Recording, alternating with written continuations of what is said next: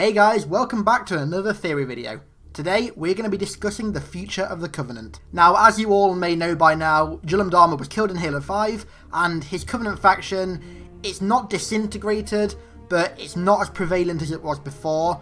But there are other Covenant factions that we've found out from Halo Escalation that are still prevalent and are important. Now, in this theory video, I'm going to be elaborating on 3 of my personal theories of the future of the Covenant and how they're going to fit into Halo 6. The first of these theories is going to be discussing Seli Neon. No, not Celine Dion, Seli Neon, the Sangheili Zealot who has his own Covenant faction that broke off from Julum Dharma's faction. Now, if you've toiled your way through Halo Escalation, you'll know who this guy is. For those who haven't done that, and here's a word of warning, I wouldn't suggest it, here's a bit of a backstory on Seli Neon. Seli was formerly a Sangheili Zealot who worked under Julum Dharma's Covenant faction. He had a strong devotion to the Forerunners, and began questioning Julum Dharma's intentions after he allied with Halsey. He then began to recruit his own followers, and viewed himself as the true hand of the Didact. From there on, he began rebelling against Jul. However, many of the rebellions did fail. In the final issue of Escalation, Seli and Jul's fleets battled it out, but nobody actually won, so Seli Neon managed to escape with his fleet and is still alive. If you want to see a full recap of Escalation issue 24, I highly suggest checking out Halo Canon's recap. It's something that he's done on his channel for a while now, and he does it amazingly, so just click on the screen right now to go and watch that. So how does this play into Halo 6? I mean, it's pretty damn obvious there's another Covenant faction out there that believes in basically the same things as Julum Dharma's faction did, however slightly more extreme, so they share the same distaste with humanity and want to wipe them out. I do think that this is the most likely way they're going to fit the Covenant into Halo 6, unless they use some more remnants of Jul's faction, but I think that would be pretty cheap, and I think it's time to move on from Julum Dharma after his amazing death scene in Halo 5. And what better way to do that than have another Covenant faction leader? Another one who shares the same distaste with humanity as Jul. So the second theory I have about the future of the Covenant involves quite a few races that weren't present in Halo 5 and Halo 4. I'm going to play a clip from Mission 15, Guardians, in Halo 5, which involves Cortana saying something very, very interesting. Humanity. Sangheili. What does she want now? Kikyar. Ongoy. She's not talking to us. Exuberant, get us to the relay. Senshayun. Yunhet. Almost done. Juro Hanai. All the living creatures of the galaxy, hear this message. Those of you who listen will not be struck by weapons. You will no longer know hunger nor pain. Your created has come to lead you now. Our strength shall serve as a luminous sun, toward which all intelligence may blossom,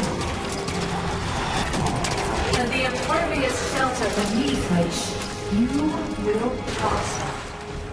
So in this quote, Cortana is basically telling all of these races, Sanchayum, Jivalhane and Yonhet included, that if they follow Cortana's orders and let the Guardians police their planets, then they'll get infinite resources, they'll never have to worry about any disease, famine, anything ever again. So it kind of makes Cortana seem like a god to them. God being the very important word here. The Old Covenant, run by Sanchayum prophets, worshipped the Forerunners as gods, and believed that if they lit the Halo rings, they'd transcend to become gods themselves and live eternally happy lives. This would mean that they'd be devoted to her and would believe in pretty much every single thing that she said. They'd also be devoted to protecting her and to killing anybody who went against her rule.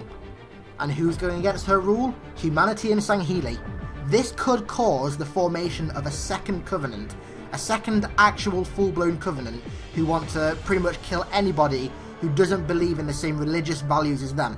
This could also mean that the prophets that fled to their homeworld after the Great Schism and the breakdown of the Covenant could regroup some of the Jivalhane, maybe even bring the Yonhet in. We've not actually seen them in a game yet, only in Halo Nightfall and maybe Halo Escalation, I can't remember correctly, but they could form a new Covenant with an intention of wiping out humanity once and for all, maybe getting revenge for them stopping the original Covenant.